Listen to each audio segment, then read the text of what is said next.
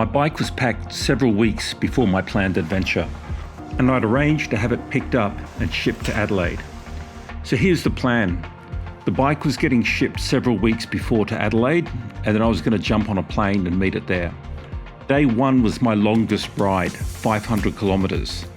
So from Adelaide I blasted up the A1 to the bridle track where I hit dirt, and then it was a mixture of dirt and tarmac all the way up to the Flinders Ranges, where I stayed at Willow Springs on night one. I was quite interested to see how the 701 would perform on a long trip touring. I had it set up for touring with the windshield, cruise control, heated grips, steering stabilizer and a comfortable seat, but this was going to be its longest trip. I was excited to hit the bridle track at the start of my dirt, so I put the windscreen away and got ready for some fun.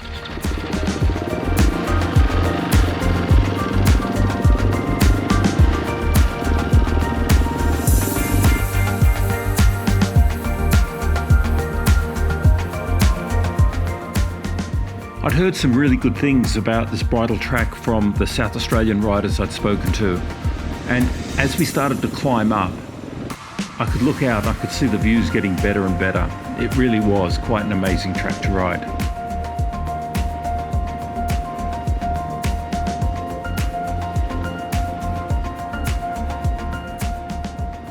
The track wasn't at all technical, and it was just a nice introduction to my solo ride on dirt.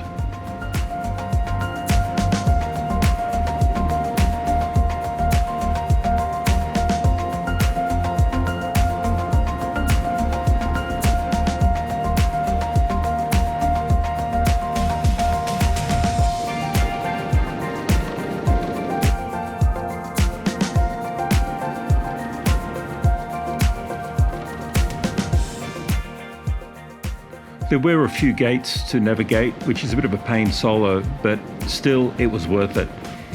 Riding along the ridge line, it was just spectacular views both sides.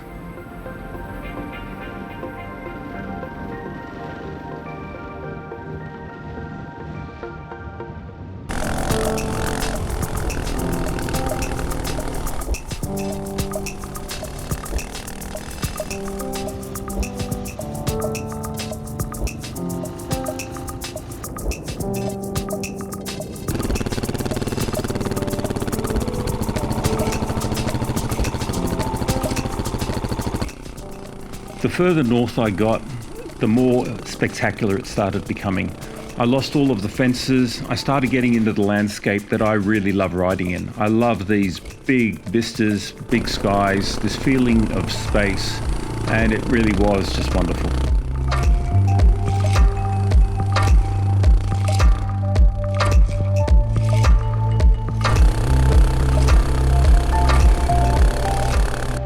Then, towards the end of the day, I went down Moralana Scenic Drive, and it was just a beautiful end to day one.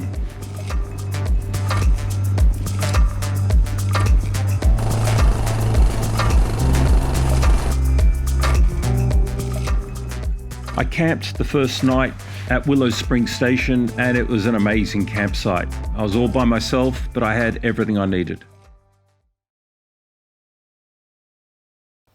About 25 kilometres east of Wilpenia Pound sits a property called Willow Springs. It's pretty big, and it's the scene for a private trail called Skytrek.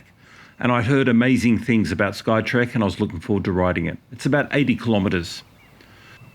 So after unloading my bike, I visited the office and got a briefing on the track from one of the owners. To say I was excited would be an understatement. So I headed off on Skytrek, and pretty quickly I stopped and I wanted to get the drone up.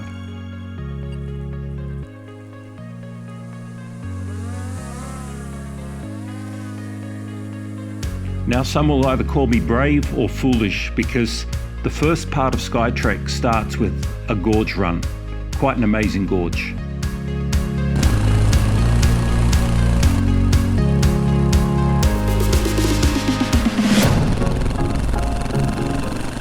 The riding was absolutely stunning. It was fun, the vistas were just beautiful. That gorge was just incredible. And you're riding in and out the creek beds. The trails were just fun to ride, and everywhere you looked, it was beautiful.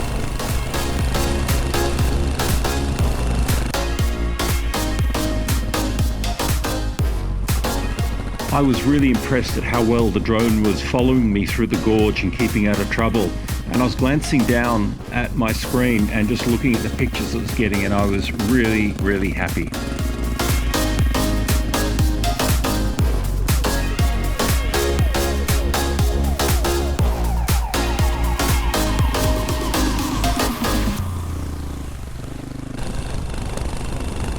And then not long later, I heard a beeping from my handlebars, and I always hate it when I see that sign. It usually means the drone's hung up. But this time when I looked down, I saw the screen that no one wants to see. The drone had clearly crashed. So all of a sudden, this became a search and rescue mission. I had to try and find the drone, even though I wasn't sure where it actually crashed. Luckily, the Skydio has a great homing mechanism where the phone will tell you the last position where it found the drone. So I tracked it down, and I knew it was sitting somewhere in this field off to the right. I was really quite nervous as I was looking for the drone. This is day 2, and I just thought if my drone is smashed, it would really put a dampener on the trip. When I saw it in the grass, I was actually quite relieved because it looked like it had actually got a soft landing. When I picked the Skydio up, luckily it looked intact. So I gave it a little test flight, and it all seemed to fly okay. So I headed off again. As I climbed out of the gorge into the open section of the ride, what was nice is that there was still so much variety. And about a third of the way in, we come to Moxon's hut, which is an old restored hut, which is pretty cool.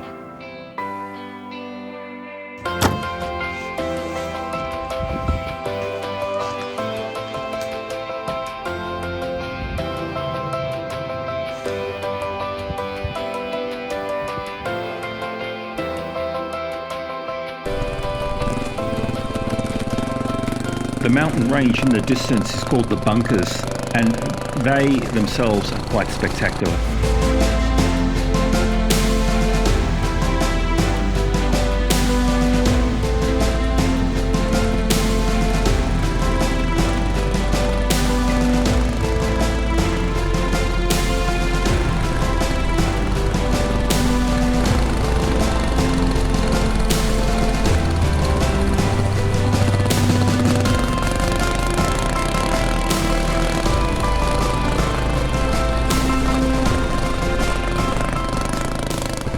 About 2/3 of the way in, I started climbing, and on the top of one of the hills, they'd laid out a beautiful picnic table for a lunch spot.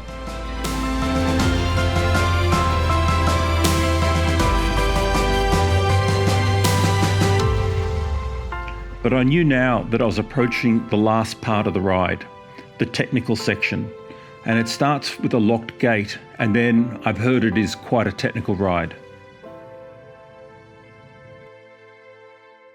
So with a little bit of anxiety, I opened the gate, pushed the bike through, and I got ready for what was going to be my first real testing ride.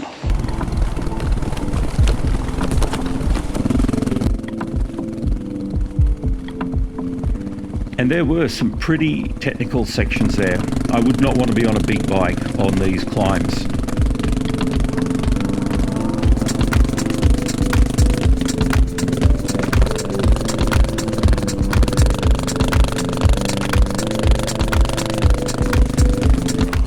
The GoPro never does the hills justice, and to be honest, I didn't actually video any of the really steep climbs. I think I was too busy just holding on and keeping it together.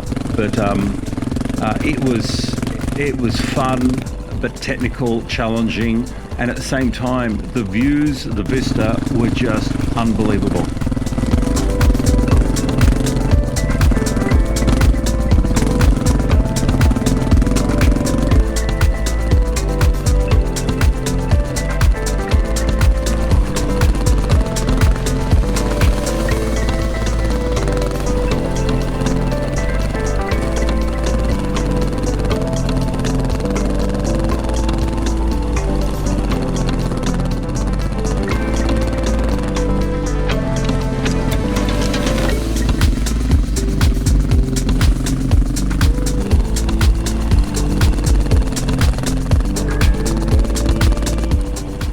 My 701 has a recluse clutch fitted, and I'll tell you what, I loved that recluse clutch on this ride.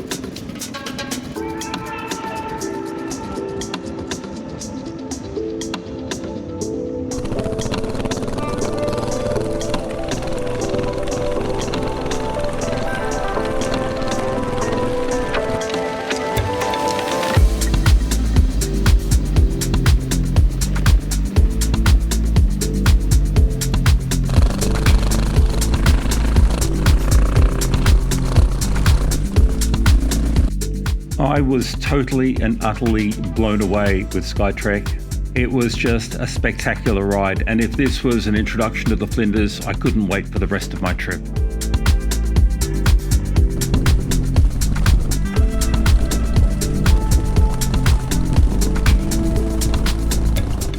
I took my time on Skytrek, but I headed back to camp after about 5 hours of riding. I was weary, but I had a smile ear to ear.